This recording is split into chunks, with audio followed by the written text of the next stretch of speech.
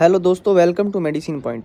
तो जैसा कि आप देख पा रहे हैं, आपके सामने है कोरेक्स डीएक्स, जो कि पुराने वाली कंपनी फाइजर कंपनी द्वारा ही बनाई गई है। पर मैं आपको बता दूं कि अब इसके अंदर कोडीन या अल्कोहल की मात्रा बिल्कुल नहीं होती।